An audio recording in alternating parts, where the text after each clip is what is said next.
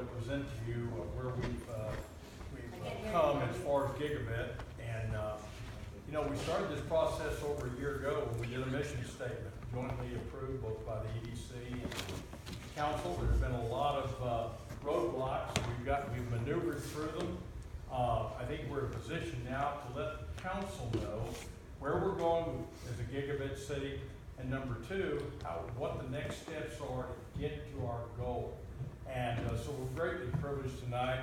You heard our president last week talk about the board members that we're privileged to have on the EDC.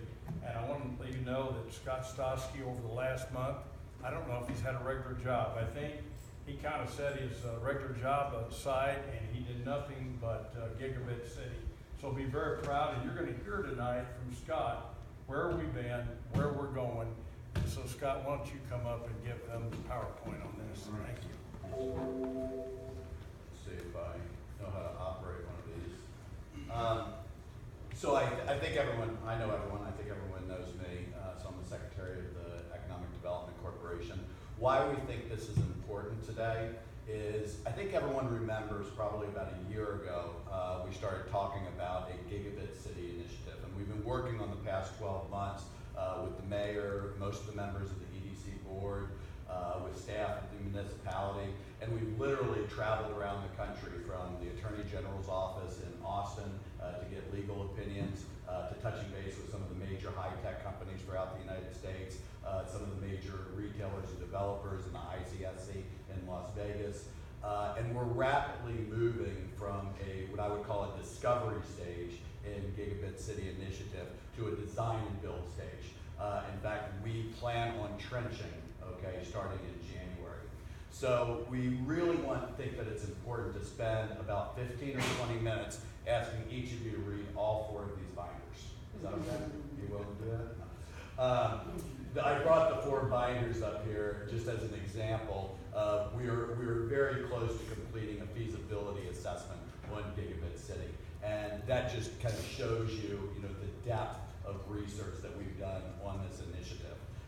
We also have here present our legal counsel, which is Ryan Pittman from Abernathy Roeder in McKinney, and also William Hidala from I-365, which is the company that we contracted to for the feasibility assessment. So to kind of cut to the chase, as they say in Hollywood, the reason why we think it's important that we spend some time walking you through this is here's what's going to happen over the next 12 to 18 months, starting in January. First off, we are going to be spending a little over $12 million building a fiber optic ring around the center of Celina. So that's actually the first step. Within the next 12 or 18 months, a consortium of high-tech companies is coming in and building a Tier 3 data center, state-of-the-art, with a network operations center that will run that fiber optic ring for us. We'll also be able to serve our E911 facility needs over the next 20 years, as well as the data center needs for not only the city of Celina, but also hopefully the Celina School District, the Prosper School District, Collin College, as well as a consortium of private individuals.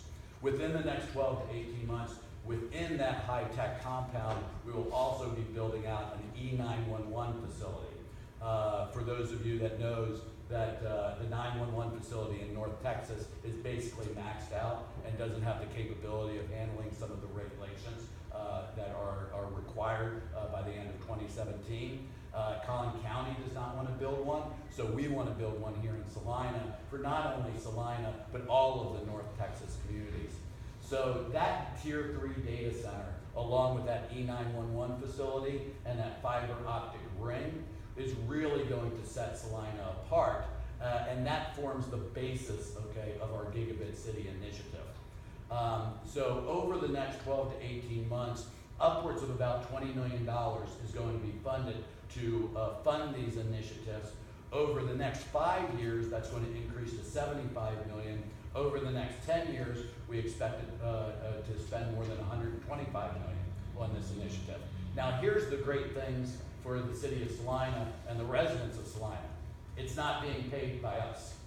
It's not a single tax dollar is not being used by a city of Celina resident, and we're not asking the municipality to come up month with any money. All of this is being funded through federal grants and through public-private partnerships. And so what we want to do is we want to walk you through a little bit of technical on what the Gigabit City initiative is, what the benefits, again, are going to be for the residents, the municipality, and the business base, and then talk about the immediate next steps. Because again, to kind of cut to the chase, we're going to be coming to the council in November and December and asking them for some very specific things. We're going to be asking you to pass some ordinances authorizing the Gigabit City initiative.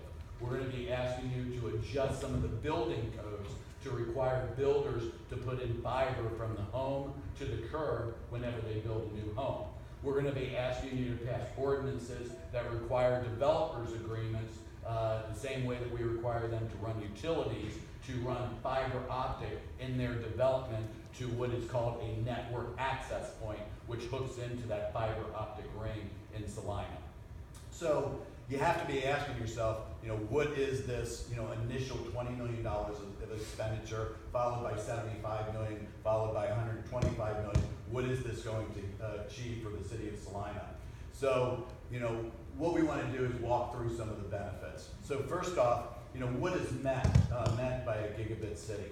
A Gigabit City is a city that every single rooftop, whether it's a residential rooftop or a business rooftop, has a 1 gigabit connection to the internet backbone in the United States. For the non-technical people, a 1 gigabit connection is about 1,000 times faster than what we typically experience, okay? So to give you an idea of what we typically experience, a 1 gigabit connection, I'm not sure if you can quite read this slide, the slide that was up before. A 1 gigabit connection compared to a normal connection. Normal connection, if you're lucky, you might be able to stream one movie from Amazon or Netflix. If anyone's ever had buffering problems trying to stream a movie, okay? Or if your kids are doing online gaming, having buffering problems, that's a normal connection. A gigabit connection is you can stream 266 movies simultaneously. Now, what house would want to do that, but it gives you an idea of the connection. The other major aspect of a gigabit connection is it's bidirectional. So not only do you get a gigabit download from the internet, but you get a gigabit upload from the internet. So the difference is, right now it would take, to back up a computer to the internet, about an 800 gigabit hard drive would take about 14 hours, okay, under a typical connection for a full backup of a hard drive. With a gigabit connection, you can back up a full computer every night in 14 minutes. You can back up a 60-second video or a 60-minute video in a couple of seconds. And for folks that work in the media arts business, that's very important to be able to upload that. So not only do you get a lot of benefits immediately for the city of residents, such as that fast internet connectivity, the live video streaming, the current high-definition television on demand instead of having to rely on cable service or satellite service, voice over internet protocol, voice connection, telephone connection instead of having to rely on landline, being able to back up your computer. What you get is the ability for a lot of high-tech workers to work at home. And that's very important because in North Texas alone, over the next 5 years, we have more than 60,000 people that are estimated to come in and move to North Texas as a result of the Toyota of North America, of Liberty, of Schwab, and a lot of these companies. So North Texas is becoming a high-tech hub, and those new consumers that are coming in are looking for places with high-speed internet for their work-at-home high-tech workers. So that's what we get, immediately. But the real benefit is not what you get immediately with a Gigabit City. It's really what is out there that's coming down the road 5 years from now, 10 years from now, 20 years from now. It's commonly referred to as the Internet of Things. It's where your refrigerator, your HVAC system, your coffee maker, your automobile are all talking to each other. You know, when you leave the house in the morning to go to work, your automobile is telling your heating unit, okay, to turn down to save energy because, you know, your automobile is telling your house that you're not at home anymore. It's when your automobile is coming home, it's telling you to turn on the coffee maker because I want a pot of coffee usually when I get home from work, okay? It's live security cameras.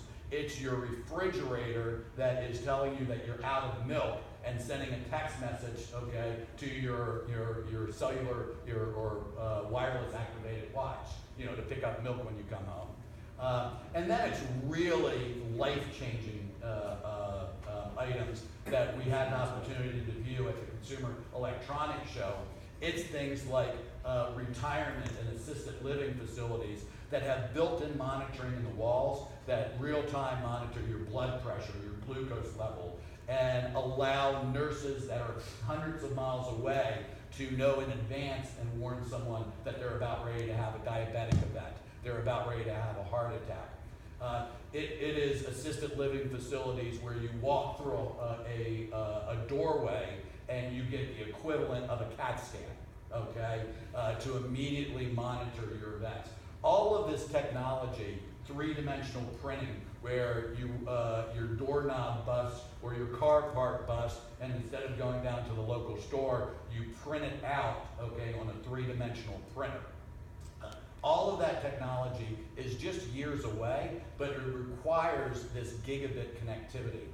The benefit to the city of Celina is that right now we're only about 8% built out, okay? But we have line of sight, okay, to 125,000 homes in the next 15 years. No other community in Texas has that line of sight. Frisco cannot retrofit themselves to be a gigabit community, okay? It is cost prohibitive. Plano can't. So we would be the first true gigabit community, not only in Texas, but the entire Southeast United States.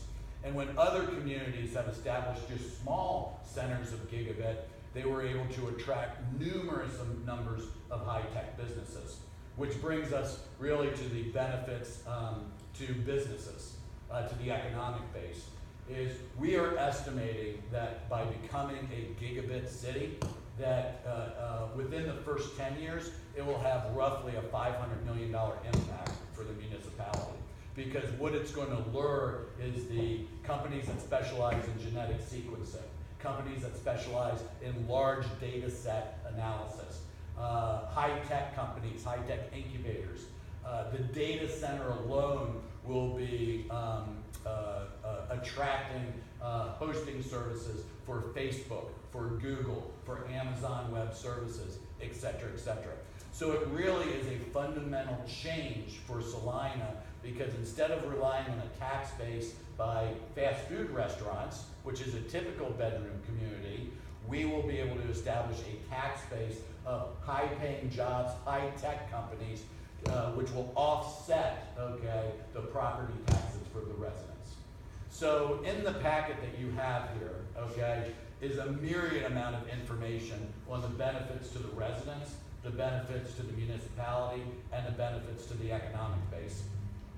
So I know we only have a short amount of time. What I really want to leave you with here is our next steps.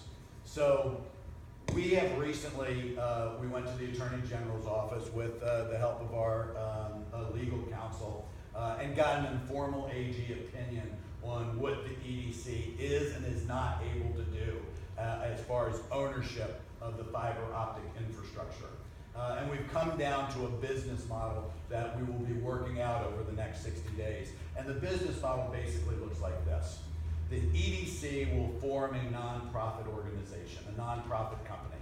The board of directors of that nonprofit company will consist of EDC board members, and we will ask also municipal individuals like the mayor and city council members to serve on that board. They will run that nonprofit organization. The EDC, through accepting grants from the FCC, the USDA, what's called the Mozilla Foundation, the American Reinvestment Act, will acquire the $125 million over the next 10 years, and particularly the first $20 million over the next 12 to 18 months to build the fiber optic infrastructure and to assist slightly, okay? In fact, actually, our partners are saying they don't need assistance, but we're expecting that we might need some economic assistance in building the data center and the E911 facility. All of that fiber optic infrastructure that we will build will be transferred ownership, okay, to that nonprofit organization.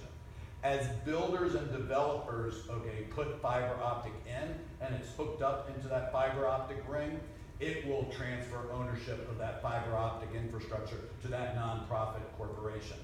That nonprofit corporation will enter into a contract with a private company, a for-profit company, to wholesale the use of that fiber optic ring to the typical internet service providers, AT&T, Suddenlink, GCEC, et cetera, et cetera.